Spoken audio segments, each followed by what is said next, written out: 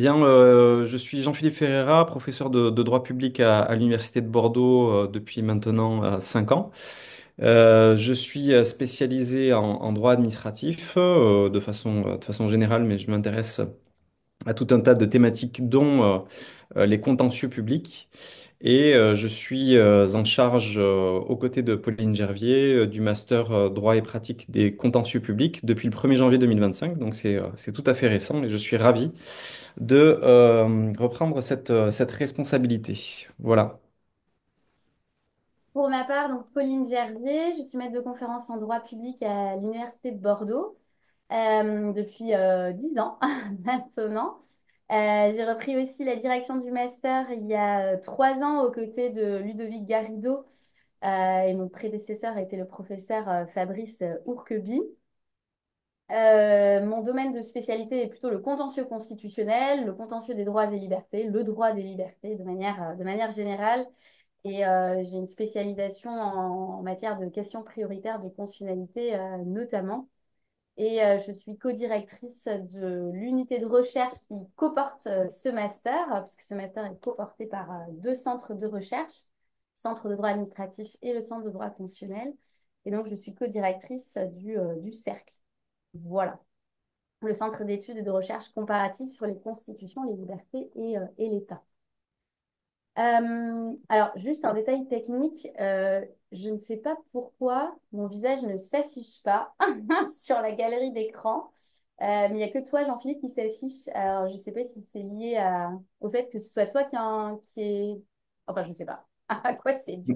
Non, non, normalement on te voit bien. On te voit bien. C'est juste pour que, voilà, enfin, en tout cas, on enclenchera la période de questions-réponses pour celles et ceux qui souhaitent prendre la parole, qu'on vous voit correctement. Bon. Tu peux le paramétrer peut-être dans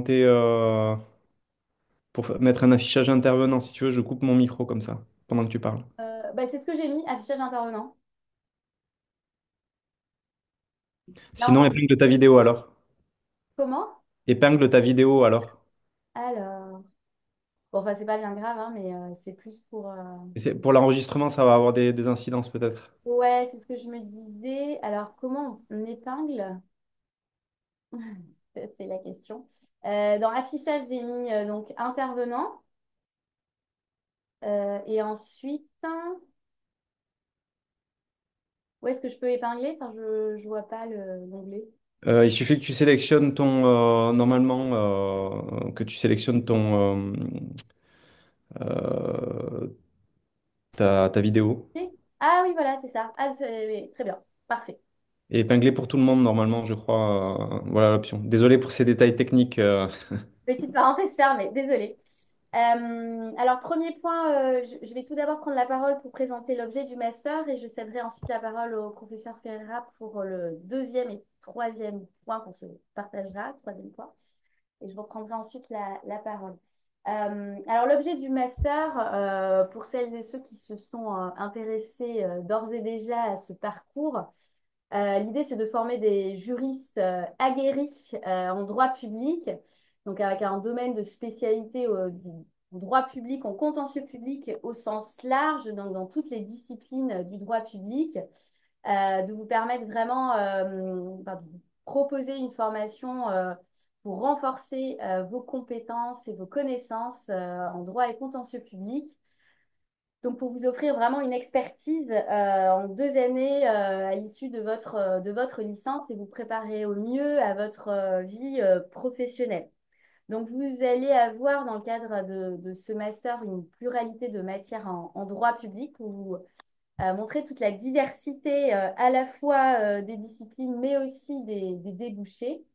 Et donc, on a prévu ce parcours en 2 temps, comme tous les masters, donc en 2 ans avec un principe de progression dans l'acquisition des compétences pour vous permettre de sortir avec une expertise solide en droit public au sens large donc, puisque vous allez avoir beaucoup de disciplines qui sont, pour certaines, pleinement du droit public, mais pour d'autres qui sont à cheval aussi avec d'autres disciplines, puisque vous en êtes peut-être déjà aperçu en pratique, si vous avez eu l'occasion déjà de faire des stages. Le droit privé et le droit public se mêlent quand même assez aisément en pratique. Et donc, c'est très logiquement que les disciplines qu'on vous propose en première et deuxième année de master sont aussi à cheval entre les deux grandes catégories du droit français. Voilà l'objectif du master, donc un master généraliste, mais avec un axe quand même très fort en droit et contentieux public. Il permet, enfin, il vous offre des débouchés quand même conséquents dans tous les métiers qui s'offrent à vous à l'issue du master. Alors, les premiers débouchés effectivement auxquels on pense, et c'est effectivement ceux qui sont les plus prisés par les étudiants, c'est la préparation au concours des tribunaux administratifs et cours administratifs d'appel, conseillers en TA et CAA, et aussi l'examen d'entrée au CRFPA pour devenir avocat. Mais il y a aussi tout un tas d'autres débouchés que vous découvrirez aussi grâce au réseau des anciens, mais juristes en collectivité territoriale, contractuelle ou par le biais des concours de la fonction publique. Il y en a beaucoup qui s'offrent à vous à l'issue du Master 2. Dans toutes les personnes morales de droit public ou droit privé qui recherchent des juristes avec une expertise en droit public voilà, la palette de métiers et d'emplois à l'issue du master est assez conséquente. Dernier point sur la présentation vraiment générale du master, c'est qu'il y a eu une association des étudiants du master droit et pratique des contentieux publics, qui est très dynamique, qui permet de rassembler tout le réseau aussi des anciens étudiants. Donc, il y a beaucoup d'entraide avec les anciens étudiants du master, ceux qui sont déjà plein pied dans la vie professionnelle. Donc, voilà, ça va vraiment pouvoir vous aider aussi à vous constituer un carnet d'adresses et d'avoir des conseils de celles et ceux qui ont commencé leur carrière carrière professionnelle il y a quelques années. Et puis la spécificité de ce master, c'est que depuis 2 ans, et c'est pas une spécificité du parcours, de notre parcours, puisqu'il y a plusieurs parcours à l'Université de Bordeaux en droit qui sont ouverts à l'apprentissage, mais c'est que nous avons ouvert effectivement depuis 2 ans la formation en deuxième année de master seulement, pas en première année, à l'apprentissage. Et ça, c'est un vrai succès depuis que nous l'avons mis en place. Et je vais céder la parole au professeur Ferreira pour qu'il vous présente plus en détail la spécificité donc, de l'apprentissage. Donc, c'est une modalité de formation qui est proposée en deuxième année de master. Merci. Effectivement, il y a une dynamique de professionnalisation qui est particulièrement importante dans le master droit et pratique des contentieux publics. Du fait de l'apprentissage, c'était déjà le cas avant et c'est également le cas pour celles et ceux qui ne seront pas en apprentissage parce qu'il n'y a pas d'obligation à être en apprentissage, mais c'est vrai qu'il y a une véritable attractivité de cette modalité-là à travers différentes structures d'accueil qui accueillent aujourd'hui les étudiants de Master 2. Je vous en fais une très rapide présentation pour les étudiants de la promo de cette année. Des étudiants qui sont dans les services juridiques de préfecture, des étudiants qui sont en cabinet d'avocat, des étudiants qui sont en juridiction administrative, mais aussi des étudiants qui travaillent auprès de structures privées qui ont en charge des questions de contentieux public. Voilà, les structures d'accueil sont très intéressés par l'accueil d'apprentis, tout simplement parce que ça leur permet d'avoir des personnes qui sont aguerries sur des questions de droit public ça leur permet eh bien, de vous préparer hein, et le cas échéant peut-être de prolonger cette relation professionnelle après le master à la suite de l'apprentissage, ce qui peut, l'apprentissage peut tout à fait donner lieu à la conclusion d'un contrat par la suite ou le passage d'un concours si vous travaillez dans une structure publique et si vous souhaitez passer un concours. Donc voilà, il y a différentes structures d'accueil. Il y en aura d'autres à l'avenir. On est en train d'y travailler justement avec Pauline Gervier pour essayer de développer un peu plus le tissu professionnel avec lequel on collabore. Il y en a déjà beaucoup de structures, mais on est encore en train d'y travailler pour développer nos partenariats avec des juridictions, des cabinets d'avocats et d'autres structures encore. Alors pour quelques modalités d'organisation peut-être pratiques pour l'apprentissage, pour vous donner des informations à ce propos, euh, l'apprentissage, c'est le master 2, mais c'est dès le master 1 en réalité, dans le sens où il faut commencer à s'intéresser à la structure dans laquelle vous serez apprenti dès le master 1. Là, pour vous donner un ordre d'idée, les étudiants du master 1 sont en train de commencer à chercher la structure dans laquelle ils travailleront en apprentissage l'année prochaine. Donc, dès le master 1, cette recherche pour que dès le début de l'année de master 2, vous commenciez à travailler en apprentissage avec différentes modalités de suivi qui existent au titre de l'apprentissage tout au long du Master 2, suivi par la structure d'accueil, mais aussi suivi par vos tuteurs pédagogiques, comme on les appelle, c'est-à-dire par les enseignants du Master 2 qui voilà, permettent de savoir si tout se passe bien dans la structure d'accueil, ce qui est le cas dans quasiment 100% des cas. Apprentissage qui ouvre aussi quelques droits et quelques obligations. Des droits puisque c'est, je pense, un des éléments d'attractivité de la formule d'apprentissage. La professionnalisation, le fait d'avoir une expérience professionnelle qui par ailleurs est rémunérée. Donc c'est une modalité effectivement très intéressante pour cela et qui vous permet donc d'avoir déjà un pied à la fois dans l'université mais aussi dans le monde professionnel. Ce qui est tout à fait intéressant de ce point de vue-là. Aussi quelques obligations, puisque l'apprentissage implique, je vous l'ai dit, un suivi, une assiduité de la part des étudiants, assiduité évidemment dans la structure professionnelle, mais aussi à l'université. Donc voilà ce que je pouvais dire en quelques mots sur l'apprentissage, et si vous avez des questions, vous n'hésitez pas à nous les poser ensuite. Je cède de nouveau la parole. Ah non, je continue de la reprendre peut-être. Sur le contenu des maquettes. Excusez-moi, j'ai eu un petit bug sur la présentation du contenu des maquettes pour vous montrer un petit peu comment le master fonctionne. Alors, je ne sais pas si j'ai la main pour partager. Non, j'ai pas la main pour partager les maquettes de master. Euh, Partage la maquette de Master 1, ok? Master 1, merci. Donc, comme vous le voyez sur la maquette, vous l'avez peut-être déjà vu en vous intéressant au master, mais quelques précisions s'agissant de cette maquette. Différentes matières obligatoires et des matières qui sont optionnelles à la fois au premier semestre et au second semestre. Avant toute chose, vous précisez que dans le cadre de la maquette du Master 1, ce sont dans l'ensemble des intervenants universitaires que vous avez peut-être déjà eu lors des années précédentes, hein. Par exemple, pour le droit des propriétés publiques, Jean-François Brisson intervient. Pour le droit public de l'économie, Aude Rouillère, que vous n'avez peut-être pas eu, cela dit, par le passé. Pour le droit des médias, Fabrice Ourqueby, qui intervient, que vous avez peut-être eu en première année pour celles et ceux qui viennent de l'Université de Bordeaux. Donc voilà, un panel d'intervenants assez diversifié. Sur la maquette du second semestre, je ne sais pas si tu peux dérouler, s'il te plaît, pour voilà. Donc droit des contrats publics, contentieux constitutionnel. Contentieux constitutionnel, peut-être que cette année vous suivez le cours de liberté fondamentale avec Ferdinand Mélin-Soukramanian qui intervient également au titre du contentieux constitutionnel.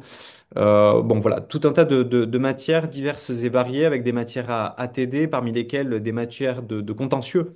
Tout d'abord, contentieux administratif spécialisé et contentieux constitutionnel, et puis d'autres matières obligatoires qui ne sont pas ATD et des matières optionnelles, avec donc une équipe pédagogique qui a une expertise hein, dans ces différents domaines-là, qui est donc mise à votre disposition dans le cadre du master. Et peut-être un élément aussi à ajouter au titre du master 1, c'est une spécificité ici de tous les parcours de l'université de Bordeaux, hein. Ils fonctionnent tous de la même manière.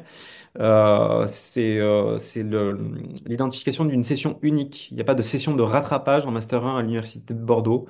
Voilà, je vous le souligne en passant. Et puis, je crois que j'ai fait le tour. Alors après, les modalités d'examen, ce sont des modalités d'examen qui sont assez classiques hein, par rapport à ce que vous avez pu avoir en licence. C'est bien différent en Master 2, vous allez le voir dans la présentation qui va vous être faite. Mais à partir du Master 1, voilà, vous avez une spécialisation dans le cadre des contentieux qui progressivement vous fait obtenir cette expertise-là. Pauline, tu veux présenter le Master 2? Oui, peut-être avant, est-ce que vous avez des questions sur là, la présentation qui vient de vous être faite du Master 1 à ce stade ou sinon j'enchaîne tout de suite sur la présentation du M2 et puis on fera la session questions après. Pas de questions à ce stade? Très bien. Bah, écoutez, je vous présente alors le M2, la deuxième année de master, donc qui se dédouble soit en formation initiale, donc sans apprentissage, comme son nom l'indique, et la formation par l'apprentissage, donc ce qui donne lieu à deux maquettes différentes. Alors, je vous partage la première, donc la formation euh, initiale, pardon. On a quand même maintenu la formation initiale, c'est-à-dire sans accueil et sans contrat d'apprentissage, pour des raisons aussi de diversité des profils. Tout le monde ne souhaite pas nécessairement travailler sur un rythme de 3 jours par semaine en entreprise et 2 jours à l'université, hein, puisque c'est le rythme en apprentissage qu'on a choisi pour ce parcours, pour des raisons personnelles, mais aussi professionnelles. Donc, on a souhaité quand même conserver cette formation initiale. Il y a toutefois, je vous rassure, un tronc commun très important entre la formation initiale et la formation par apprentissage, de telle sorte que la promotion, elle est quand même assez homogène. Pour vous donner un ordre d'idée, cette année en Master 2, tous ont choisi la formation par apprentissage sauf un étudiant. L'année dernière, c'était 7 et 7. Enfin, c'était vraiment la moitié, moitié par apprentissage, moitié en formation initiale. Donc ça, c'est vraiment, ça relève de votre choix personnel en fonction de vos objectifs, de vos souhaits, de vos particularités, contraintes professionnelles et personnelles, que le choix se fait. Donc, un tronc commun, vous le voyez ici, alors je vais zoomer pour que vous voyez mieux. Il y a donc une UE obligatoire au premier semestre qui est dans le droit fil de ce que vous allez voir en Master 1, mais avec un niveau d'expertise et de dimension professionnalisante et pratique supérieur à ce que vous auriez vu, ce que vous avez vu en Master 1, hein, c'est-à-dire un principe de progressivité. Vous allez, et ça, j'insiste là-dessus, c'est vraiment l'idée aussi de la deuxième année de master, c'est vraiment d'acquérir une autonomie dans votre travail. Donc là, il faut un peu se départir de votre posture d'étudiant en licence et celle que vous pourriez encore avoir un peu en Master 1, parce qu'en Master 2, vous arrivez, alors il n'y a peut-être pas une dimension d'horizontalité entre le professeur, l'intervenant et l'étudiant, mais quand même, c'est un peu le but, c'est-à-dire qu'il faut que vous arriviez en ayant travaillé vos séances. Ce ne seront pas nécessairement, et en pratique, clairement, ça ne l'est pas à 100% du tout. Ce ne sont pas des cours magistraux classiques où le professeur livre son cours et vous prenez à titre principal des notes et il y a un échange de questions. Là, la dimension pratique et professionnalisante est beaucoup plus poussée. Donc, il faut arriver en cours, que ce soit dans les UE obligatoires ou les EU euh, à, à choix, il faut que vous y arriviez en cours avec un bagage, c'est-à-dire en ayant travaillé vos séances. Donc, certains intervenants vont vous demander des exposés, d'autres vont vous demander des dossiers à traiter en amont, d'autres vont vous demander des recensions d'ouvrages. Donc, il y a une pluralité de manières sur le plan pédagogique pour vous associer aux séances, aux séminaires thématiques et aux cours qui vont vous être dispensés. Et la particularité aussi de cette deuxième année de master, et on le voit dès le premier semestre, c'est que il y a de très bons universitaires qui interviennent, donc avec des domaines d'expertise quand même solides, dans le sens où Ce sont des experts reconnus sur le plan doctrinal, scientifique, qui publient des ouvrages et dans des revues, mais aussi quand même, pour la plupart dans l'équipe pédagogique, qui ont une dimension de recherche appliquée, c'est-à-dire qu'ils travaillent soit pour des institutions, soit en partenariat avec les juridictions. On a tous été, en tout cas beaucoup dans l'équipe pédagogique, ont été associés à des projets de recherche ou des projets institutionnels, ce qui renforce évidemment la dimension professionnalisante de la deuxième année du parcours droit et pratique des contentieux publics. Donc, vous allez avoir, vous voyez là, les trois premières UE, ce sont les trois grosses matières vraiment fondamentales, mais généralistes en même temps, mais de renforcement de la spécialisation dans contentieux administratif, contentieux constitutionnel, contentieux européen. Donc, contentieux administratif, en général, c'est un universitaire qui l'assurait à titre principal. Contentieux constitutionnel aussi et contentieux européen. Je ne peux pas m'avancer pour l'année prochaine, mais il y avait un universitaire et un référendaire à la Cour de justice de l'Union européenne qui est intervenu pendant plusieurs années dans cette UE. Donc, ce sera peut-être pas, enfin, ce sera pas la même personne, mais en tout cas, dans cette idée de praticien et de dimension professionnalisante, voilà, c'est pour vous montrer un type de profil qui intervient dans cette UE. Ensuite, il y a plutôt une approche donc, spécialisée des contentieux publics, comme vous pouvez le voir, c'est-à-dire en plus petit volume horaire, des axes thématiques, des séminaires thématiques, pour vous montrer là des points de focalisation, en tout cas pour aborder avec vous des domaines du contentieux public avec un niveau quand même de technicité assez élevé. Contentieux des contrats publics, vous voyez, contentieux économique qui a été assuré ces dernières années, pour vous prendre un autre exemple, par Madame Marie Cirinelli, qui est conseiller d'État. Donc, elle était professeure associée à l'Université de Bordeaux, donc c'est elle qui a assuré ce séminaire thématique. Contentieux judiciaire des personnes publiques. Alors là, vous voyez, je disais tout à l'heure, le pont droit public, droit privé. Là, c'est toute la dimension pénale du contentieux des personnes publiques qui existe et qui est assurée par un de nos collègues pénalistes. Contentieux de la fonction publique aussi, parce que c'est un contentieux qui est très prégnant au sein des juridictions administratives. Et contentieux des droits et libertés fondamentaux, donc là, qui a une approche vraiment très transversale du contentieux public. Ça, c'est pour donc la formation initiale au premier semestre, en plus de la langue que vous pouvez choisir. Et au second semestre, on continue finalement avec cette approche plutôt par séminaire, donc à petit volume horaire, avec des points de, voilà, sur des points, sur des contentieux, pardon, plus spécialisés, urbanisme, environnement. Donc là, c'est un avocat parisien qui intervient pour assurer ce séminaire. Donc là, pour vous donner aussi un ordre d'idée, on parle vraiment de dossiers concrets qu'il traite en cabinet pour monter et prendre du recul sur toutes les techniques contentieuses qui sont déployées, mais aussi en termes de stratégie avec les clients. Donc, il y a vraiment cette dimension professionnalisante qui est marquée.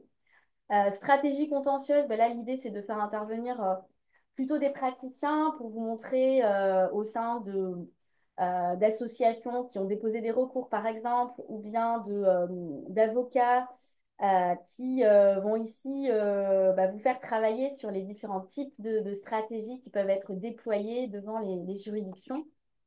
Actualité contentieuse, là, c'est en fonction ici comme son nom l'indique, des thématiques phares qui ressortent des juridictions locales ou nationales, mais qui permettent voilà, d'avoir un ancrage très concret dans l'actualité immédiate. Et puis, un dernier séminaire sur les marles qui est indispensable aussi aujourd'hui. La seconde UE obligatoire, c'est vraiment là une approche encore plus pratique puisque vous voyez, il y a 42 heures qui sont consacrées à vraiment des exercices pratiques sur dossier. C'est-à-dire qu'en amont, vous aurez des dossiers que vont vous transmettre soit deux magistrats pour l'exercice de notes de rapporteur, c'est deux magistrats depuis longtemps là, qui interviennent dans le master. Certainement là aussi un renouvellement, mais on tient à l'intervention de magistrats administratifs au sein du master. Et puis des avocats pour les exercices pratiques de rédaction de mémoire contentieux ou de consultation ou de mémoire QPC, par exemple. Donc, vous aurez le dossier en amont et puis vous devrez le travailler. Et lors de la séance de restitution, bah, ce sera vraiment un échange avec le praticien pour décortiquer ensemble le dossier et débriefer sur ce que vous avez produit. Simulation d'un procès administratif, là c'est en partenariat aussi avec les juridictions administratives locales et plus précisément le tribunal administratif de Bordeaux, où nous avons un magistrat administratif référent qui nous transmet un dossier, les étudiants le préparent et puis après il y a une simulation vraiment dans la salle d'audience du TA pour assurer la tenue d'un procès et puis ensuite évidemment toute la phase de débrief avec le magistrat et l'enseignant référent qui s'ensuit. Donc là aussi on change de décorum et c'est vraiment un exercice qui produit ses fruits. Et puis donc, vous voyez toute cette maquette, là je ne vais pas le redire, mais c'est exactement la même du côté de l'apprentissage. Mais la spécificité voilà, de la maquette en formation initiale, c'est qu'il y a un stage de 3 mois. Il y a un stage de 3 mois qui est sanctionné par une soutenance et un rapport donc à l'issue de son stage.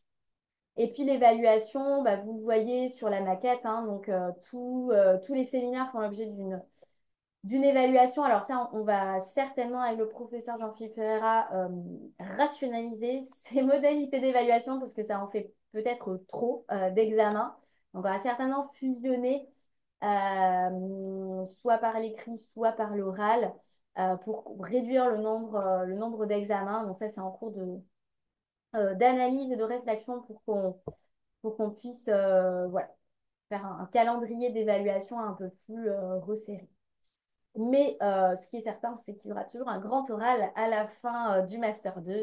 C'est l'épreuve reine de tout Master 2 qui vient sanctionner là, vos 5 années de droit, et notamment donc en droit et contentieux public.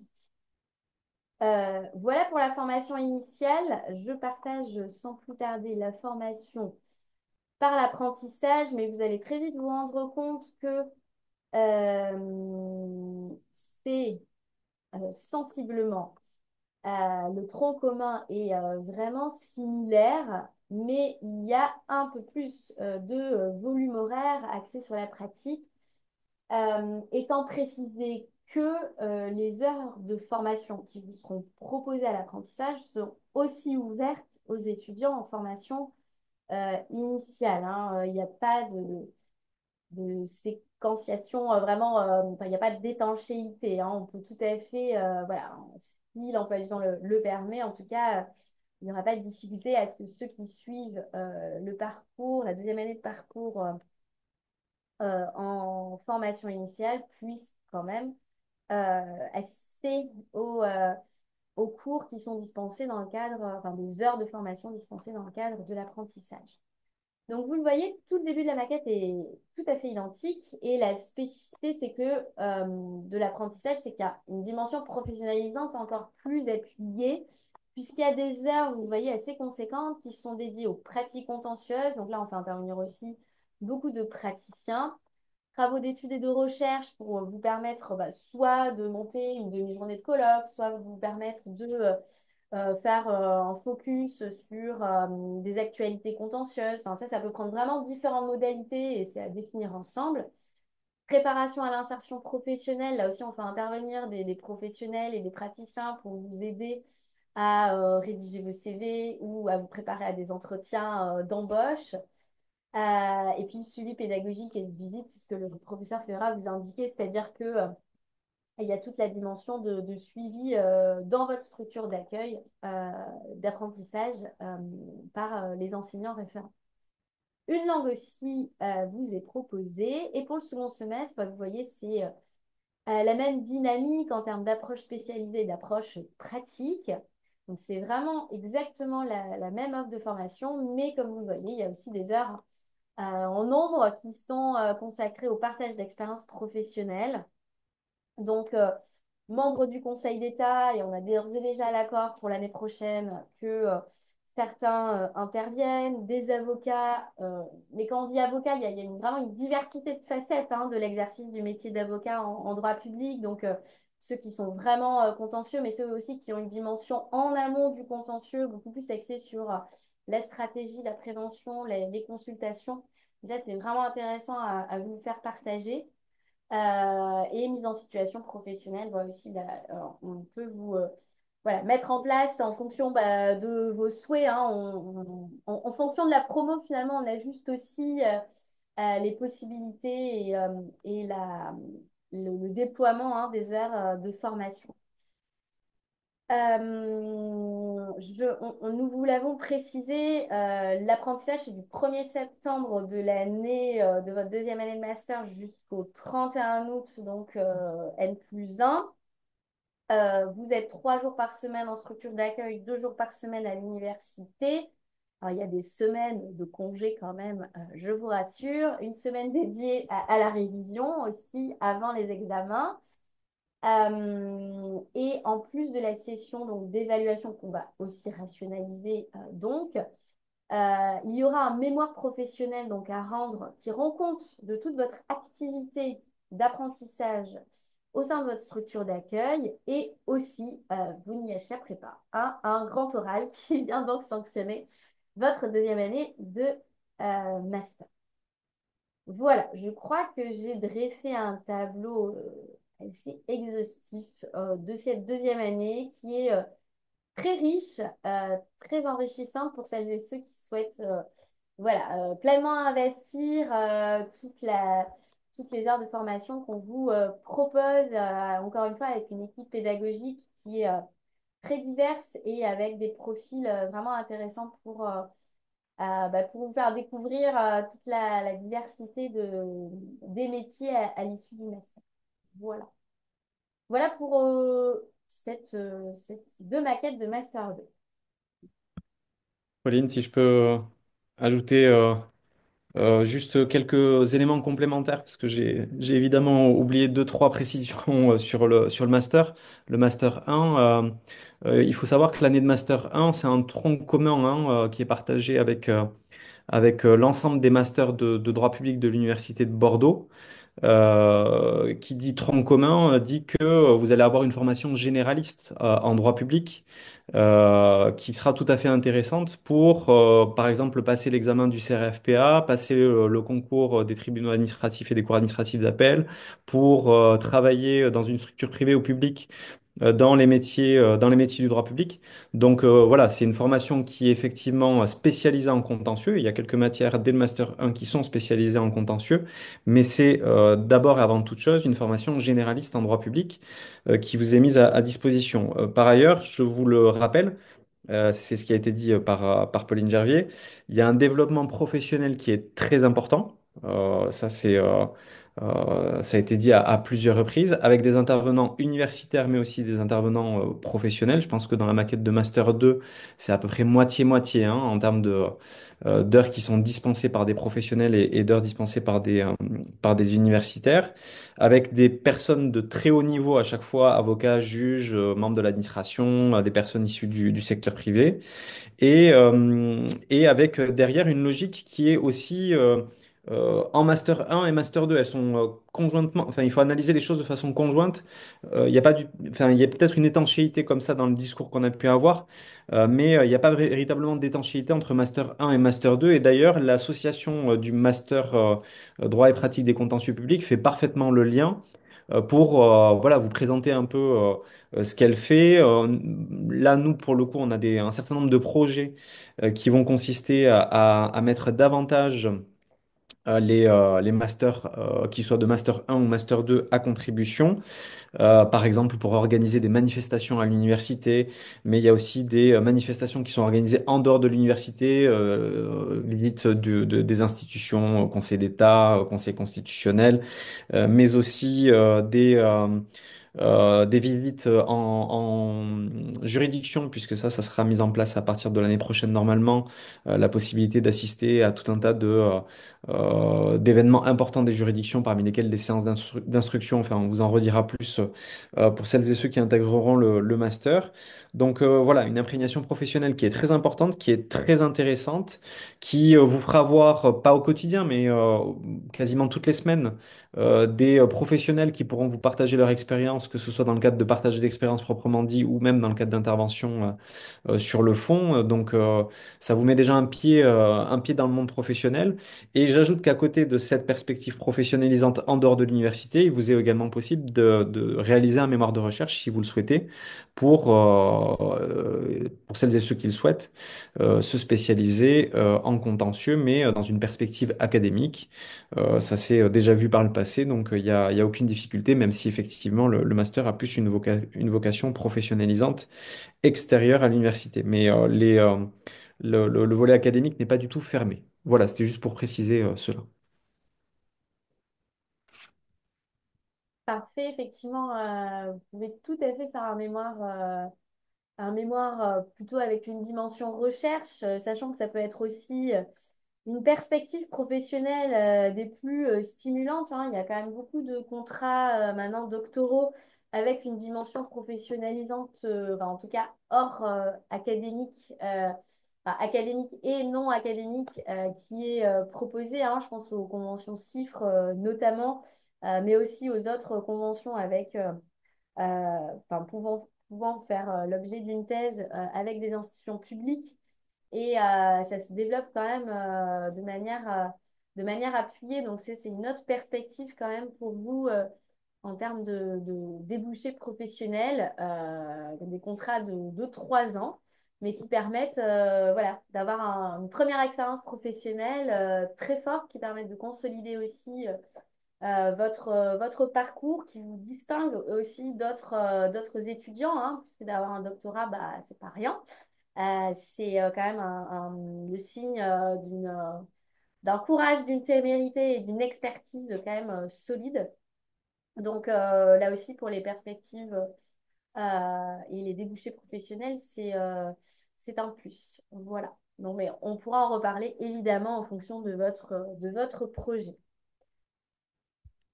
Le dernier point qu'on voulait aborder avec vous avant qu'on vous cède la parole pour que vous posiez vos questions, c'était le processus de sélection des candidatures donc en master. Je vous partage le calendrier, je pense que vous l'avez, mais dans le doute, je vous le partage. Euh, sur la plateforme donc Mon Master, donc là, c'est la voie principale et unique qui est proposée donc pour l'intégration, enfin pour votre candidature en master et votre admission.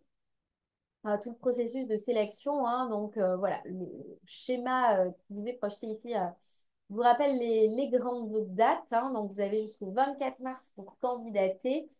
Ce qui s'ensuit ensuite pour nous deux, une phase d'examen de vos candidatures. Pour vous donner un ordre d'idée, l'année dernière, on avait reçu à peu près 600 candidatures pour 25 places. Alors après, il ne faut pas trop quand même se fier, il ne faut pas que ça vous fasse spécialement peur quand même, parce que beaucoup, et ça sera sans doute votre cas, candidater à plusieurs parcours, ce qui explique aussi le nombre quand même important. Mais voilà, pour des candidatures bordelaises et aussi bien sûr non bordelaises, hein, puisque c'est ouvert à toutes celles et ceux qui sont titulaires d'une licence 3. Donc, phase d'examen des candidatures et ensuite, bah, vous avez les réponses.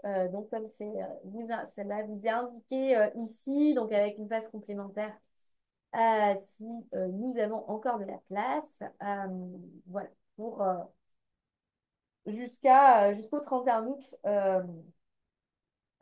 qui marque la fin donc, de tout ce processus de sélection. Donc, qu'est-ce qu'on prend en compte? On prend en compte évidemment vos résultats de première, deuxième et troisième année de licence, en tout cas ceux que vous avez eus au premier semestre pour la L3. Évidemment, vous n'aurez pas encore passé les évaluations du second semestre de L3. Donc, votre parcours académique, bien sûr, l'originalité de votre profil, les originalités de votre profil. Est-ce que vous avez fait des parcours extérieurs au droit en parallèle de vos études de droit? Voilà, qu'est-ce qui rend votre candidature spécifique? Et nous prenons en compte, bien sûr, votre lettre de motivation, quel est votre projet professionnel, pourquoi vous voulez faire ce parcours de master, quelles sont vos motivations, quelles sont vos ambitions, quel est ou quels sont vos projets professionnels. Alors, même si vous n'avez pas une idée sûre et certaine de ce que vous voulez faire, en tout cas, voilà, il faut nous démontrer pourquoi vous voulez faire ce parcours-là. Qu'est-ce que vous apporterez le master et quel est votre projet professionnel? C'est vrai qu'il y a une attention quand même importante qui est consacrée à la à la lettre de motivation. Et dans votre parcours académique, on regarde effectivement toutes les notes, mais en particulier aussi celles que vous avez eues en droit public. Voilà. Et puis ensuite, je voulais aussi vous mentionner quelque chose qui peut vous aider. Euh, dont j'ai parlé tout à l'heure. Euh, alors, hop, je vous le mets en partage.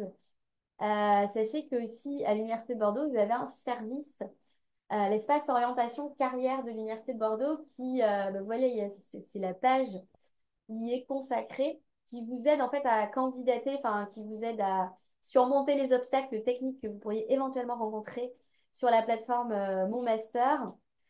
Et qui vous aide surtout à monter tout votre dossier, la qualité de votre CV, qualité de votre présentation de dossier, qualité de la rédaction de votre lettre de motivation. Voilà, je vous fais juste défiler la page, mais vous allez la retrouver facilement. Donc, voilà, vous avez cet espace, donc orientation carrière, qui vous permet, voilà, là, vous avez un peu le nombre d'étudiants qu'ils ont accompagnés tout au long de l'année dernière. Donc voilà, si vous avez besoin de soutien par des professionnels, sachez que cet espace est dédié à cela jusqu'au donc 24 mars. Donc il vous reste encore quelques jours pour le faire. Donc, voilà, c'était à titre complémentaire.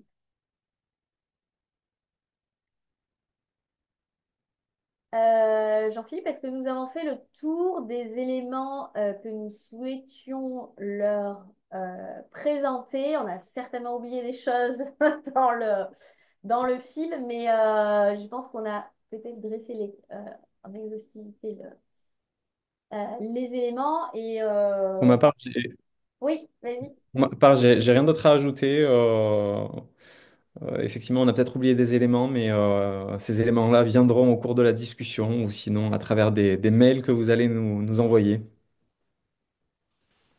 Bah, écoutez, n'hésitez pas à nous poser des questions maintenant. On est là pour ça et on voulait précisément consacrer un temps quand même conséquent à la discussion, enfin en tout cas à la possibilité de nous poser des questions. Voilà, on a encore jusqu'à 14h45, donc on a encore 20 minutes devant nous, ce qui nous laisse le temps de lever certaines incertitudes qui y auraient dans vos esprits ou des précisions sur le déroulement du master, enfin, ou la sélection, enfin, voilà, n'hésitez pas à nous poser des questions. Alors, il y a une question ou une remarque dans le chat. Merci pour cette présentation très enrichissante. J'ai une question concernant l'admission. Êtes-vous réticent à l'admission d'étudiants venant du parcours judiciaire de Bordeaux? Pauline, je te laisse répondre, même si moi je le dis tout de suite. Au contraire, vous êtes tout à fait les bienvenus. Le parcours judiciaire est un parcours très intéressant dans lequel il y a des matières de droit public aussi qui sont dispensées. Je vois pas d'obstacle. Une nouvelle fois, les éléments d'appréciation sont ceux qui ont été soulignés par Pauline Gervier. à savoir votre projet, votre motivation et voilà les éléments que vous mettez en avant dans votre parcours académique, vos notes évidemment en droit public également. Pardon, Pauline, j'ai répondu finalement. Oui, oui, mais tu as très bien fait. Je suis absolument sur la même longueur d'onde. On est tout à fait raccord. Vous êtes tout à fait bienvenue. Au contraire, ça me permettra aussi une diversité de profils au sein du master. Le parcours judiciaire est très très bien ficelé et je suis tout à fait aussi, comme le professeur Ferreira, ouverte à ce que vous postuliez enfin, voilà, que vous sollicitiez la mission dans un parcours de droit public et notamment le parcours contentieux public avec grand plaisir. Et on a, comme je le disais, aussi des pénalistes qui interviennent et moi-même, je travaille régulièrement avec des pénalistes. Donc, vous voyez, tout ça est très lié. Donc, avec grand plaisir, vraiment. J'ajoute un élément pour répondre en même temps à la question suivante sur est-ce que vous acceptez des étudiants issus de la licence AES? On a tendance à vous spécialiser très tôt, dès la troisième année, et vous ranger dans des tubes spécialisés en droit public, en droit international, en tout un tas de choses, mais vous débutez à peine en réalité cette spécialisation. Je pense, si je peux me permettre de parler au nom de nous deux, mais je pense que la spécialisation en réalité, elle se fait surtout tout au long du master 1 et du master 2. Et donc, voilà, vous avez eu quelques matières intéressantes dans un autre parcours en licence 3. Ça ne veut pas dire pour autant que vous êtes définitivement privatiste. Et quand bien même vous seriez privatiste, c'est très intéressant aussi, puisque il existe aujourd'hui un certain nombre de contentieux, sinon tous, qui sont en réalité transversaux et pas du tout focalisé que sur du droit public ou que sur du droit privé. Donc voilà. Et ça vaut aussi pour la licence AES. Je le redis, le but, c'est d'avoir un profil cohérent, une motivation à tout craint, si j'ose dire, et puis voilà, un intérêt pour les matières du droit public, un intérêt pour le contentieux. Oui, je partage tout à fait aussi la position là, qui vient de vous être présentée. Les étudiants de la licence ES sont tout à fait les bienvenus aussi. Voilà, ce sont les mêmes critères d'évaluation pour tout le monde. Voilà, on regarde effectivement le parcours académique, la lettre de motivation, la rigueur du dossier, l'originalité, l'ambition, le projet. J'enseigne moi-même en première année d'AES et je sais toute la difficulté de cette licence pluridisciplinaire. Au contraire, voilà, cette année, d'ailleurs, en première année de master, nous avons sélectionné des étudiants qui provenaient d'une licence AES. Hein, donc là, parmi les 25 étudiants du Master 1, il y en a. Voilà, donc pour répondre à votre question, on les accepte tant qu'ils répondent aux critères voilà, qui sont fixés par nous-mêmes. Les lettres de motivation, comment peut-on les distinguer lorsqu'on souhaite demander plusieurs masters de droit public à l'UB? Eh bien, en spécifiant pourquoi ce parcours-là vous plaît en particulier. C'est quand même pas les mêmes orientations et les mêmes débouchés, pas tout à fait en tout cas, qui sont proposés dans les différents parcours de la mention droit public. Donc, il faut que vous arriviez à nous démontrer pourquoi la formation qu'on vous offre, qu'on vous propose, eh bien, elle répond particulièrement à vos attentes et elle correspond voilà, à votre projet professionnel. Enfin, en tout cas, elle permettra de répondre à votre projet professionnel. Donc, il faut arriver vraiment à personnaliser chacune de vos lettres de motivation. Ça, c'est vraiment mon conseil et ça vaut pour tous les parcours. C'est-à-dire que, enfin, sans présager de ce que vont dire mes collègues dans votre présentation de parcours, je pense que nos collègues du parcours droit public approfondi au accent territorial ont ces attentes-là aussi. C'est-à-dire, voilà, quel est votre projet au regard de la formation qui vous est proposée dans ce parcours? J'en profite pour rajouter un élément et puis répondre peut-être aux questions suivantes, sous réserve de ce que dira Pauline Gervier. Pour les lettres de motivation, attention aux lettres de motivation totalement stéréotypées, hein, que j'appellerais, on va dire, des lettres de motivation ChatGPT. Ça se voit très rapidement en réalité, hein. Même quand vous demandez à ChatGPT de spécialiser la lettre de motivation, de la rendre plus humaine.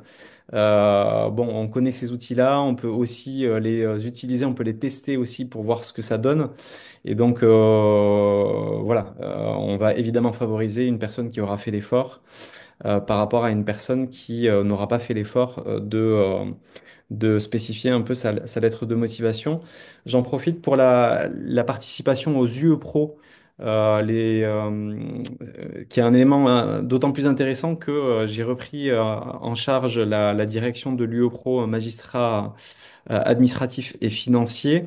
Mais ça vaut pour toutes les UO Pro, hein. C'est évidemment un élément très intéressant que d'être allé dans une unité d'enseignement professionnalisation parce que ça démontre, je pense, un élément ben voilà, de maturité du point de vue de votre projet professionnel. Et ça, c'est extrêmement intéressant pour votre projet. Et l'UO Pro magistrat administratif et financier, c'est parce que je suis à la tête de cette UO Pro que nécessairement je vais donner la primeur aux étudiants qui en sont issus, mais il est vrai qu'il y a une continuité effectivement sur le fond entre les contentieux publics et l'exercice de la magistrature et les stages que vous allez effectuer au titre de cette UE Pro là.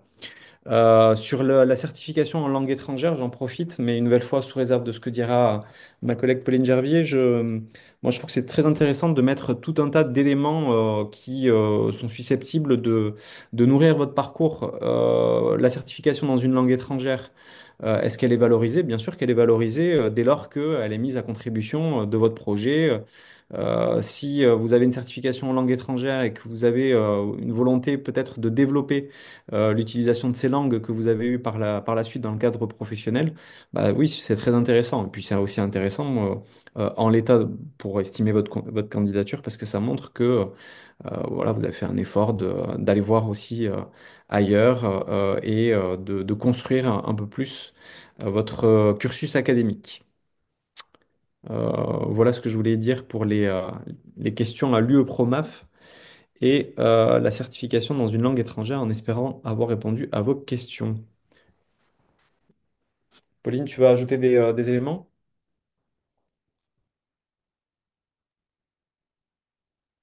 Je partage tout à fait ce que tu viens de dire. C'est un élément effectivement qui va vous démarquer parmi les autres candidatures, que ce soit l'UE Pro ou une certification en langue étrangère. Ça montre bah, votre curiosité, le soin de perfectionner votre profil aussi et votre parcours, bah, acquérir des expertises complémentaires, supplémentaires. Donc oui, c'est tout à fait valorisé. Enfin, je partage absolument là, ce que le professeur Ferra vient de vous indiquer. Euh, ouais, tout à fait. Est-ce qu'il y a Est-ce qu'il y a d'autres d'autres questions? questions? Pardon. Avec plaisir pour les réponses. Mm. N'hésitez pas, hein, si vous avez des questions, c'est le moment. Il vaut mieux les poser maintenant que vous les posez la veille du dépôt des candidatures.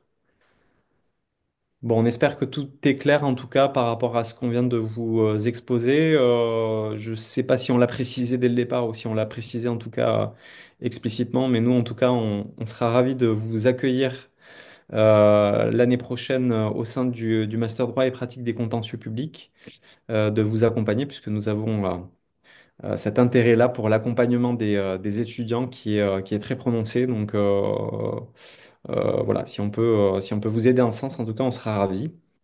Et s'il n'y a pas d'autres questions, bah, écoutez, j'ai plus qu'à vous souhaiter une bonne continuation et au plaisir de vous voir prochainement.